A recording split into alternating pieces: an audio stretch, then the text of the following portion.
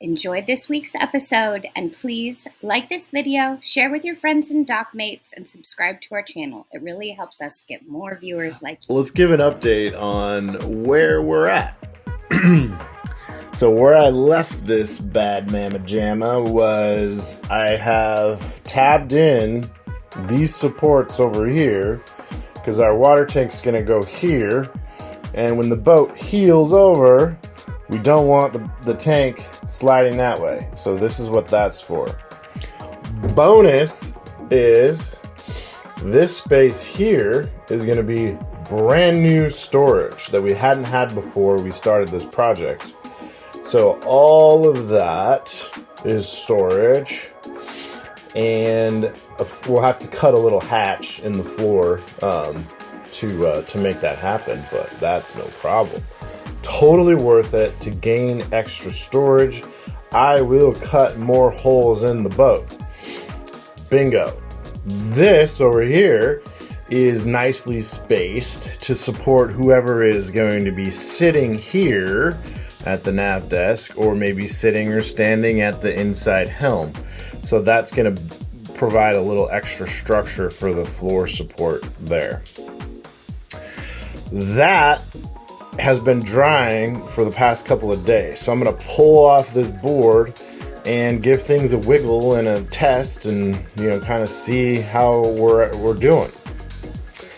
Another thing that I did was I cleaned up this little rail a little bit more. So this rail sits about right here, and that supports this side of the floor and keeps the tank from sliding this way.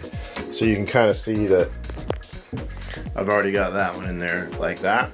But this one's been sanded down and touched up and sprayed up with the spacecraft protection.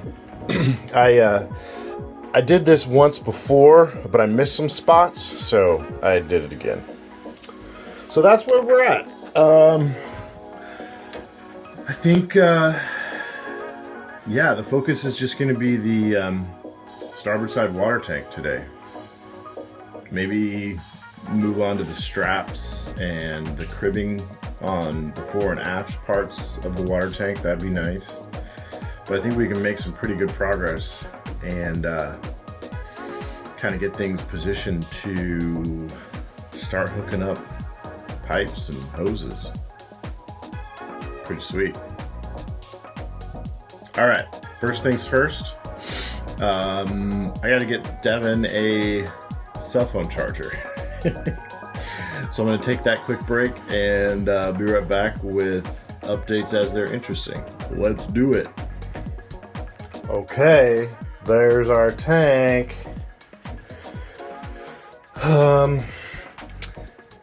See how our board bows a little bit?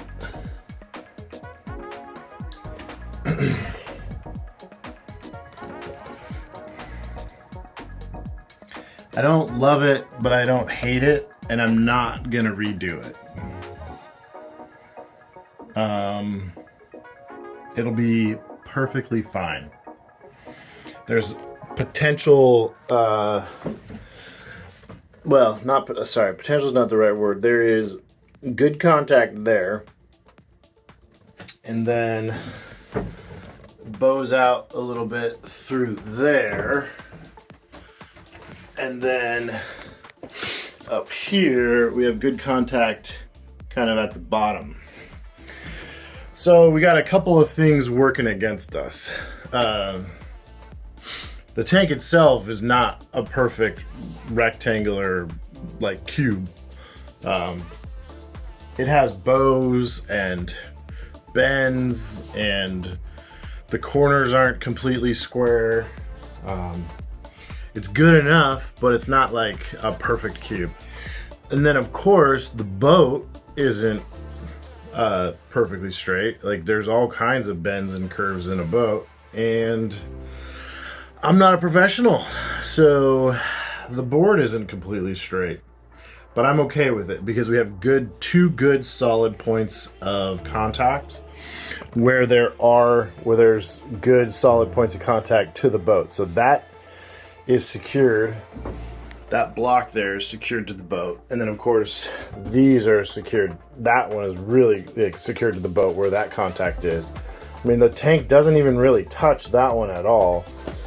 But that's okay. You know, I'm not a professional. The materials aren't perfect. The boat isn't perfect. We're gonna have bends. I'm gonna keep going. So the next thing is we're gonna put the floor down to make sure that, oh, sorry, you didn't really see that. That's the bigger one back there. And so this one goes right here. So I'm gonna put that down, make sure all of our clearances and tolerances are good. Make sure the floor is not rubbing on the tank, because I did make everything a little bit bigger by adding the epoxy. I wanted the wood to be fully encapsulated in epoxy. And so, you know, even though I tried to put on a smooth, thin coat, it still bulked it up a little bit. So I'm gonna put the floor down and still make sure everything fits. It should. There was plenty of clearance before I did the epoxy. So adding a little bit of epoxy shouldn't be a big deal, but there's still clearance issues on this side. So we gotta watch out for that. Yeah, so that's it. I am going to move forward and we'll do a test run with the floor in. Let's do it. All right, so clearances and tolerances between the floor and the tank are fine. But my problem is somewhere along here where I have the vertical cribbing, it's too high. So my floor isn't sitting flat. So what I'm gonna need to do, I gotta pull this tank out. Excuse me, I'm out of breath. It's kind of hard to get down there and look at these clearances as a man of my stature. So anyway, so I gotta pull the tank out and then figure out why, because you can kind of see it. I don't know if you'll be able to see it, but see this, there's a gap right here between this bulkhead and where the floor sits. So I need to bring the floor down a little bit. I think I found my culprit. This block is sitting just a wee bit higher than this. This is flush. This is flush. This is flush. But that one, it's a little bit proud right there. So for whatever reason, when I put this back together to do the epoxy, that block or something was off. So I'm gonna just get the sander out and sand this down to be level with that. And then I think if that works, I'm gonna call it done. It's just a little too tall right now, so but I'm pretty sure that's the reason why. Oh, wish me luck. I mean, worst case is if I cut the block down too much with the sander, I could replace it with another block. But I don't want to get on the wood because that's, this one now is epoxied and tabbed in.